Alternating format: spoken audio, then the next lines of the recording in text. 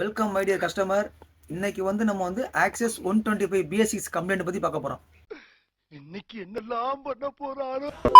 All of you my dear customers, வணக்கம்.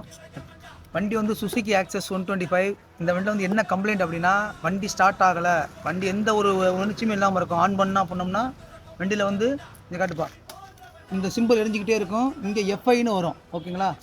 இந்த மாதிரி வந்துச்சுன்னா வண்டி ஸ்டார்ட் ஆனா ஸ்கேனிங் பண்ணி பார்த்தோம்னா கிராங்க் பொசிஷன் சென்சார்னு காட்டும். ஓகேங்களா? கிராங்க் பொசிஷன் சென்சார்னு காட்டும். நம்ம பார்த்தீங்கன்னா வண்டியில் எந்த வண்டி ஸ்டார்ட்டே ஆகாது. ஸ்டார்ட் ஆகாதனால என்ன கம்ப்ளைண்ட் நம்ம அமைக்க பார்ப்போம். ஃபர்ஸ்ட் ஆஃப் ஆல் வண்டியில் இருக்க பேட்டரி பார்த்துட்டேன், வண்டி செல்ஃப் ரிலே பார்த்துட்டேன், எல்லாமே நல்லா இருக்குது. வண்டியில் என்ன கம்ப்ளைண்ட் அப்படின்னா, செல்ஃப் மோட்ரு வண்டியில் ஓடலை. செல்ஃப் மோட்ரு புதுசு மாற்றியாச்சு.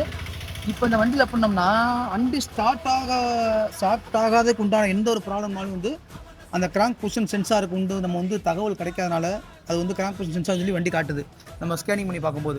அப்போ இந்த வண்டியில் பார்த்தீங்கன்னா செல்ஃப் மோட்ரு ஓடாட்டினா கூட எஃப்ஐன்னு எரியும், ஃபங்க்ஷன் லைட் எரிஞ்சிட்டே இருக்கும். ஓகேங்களா?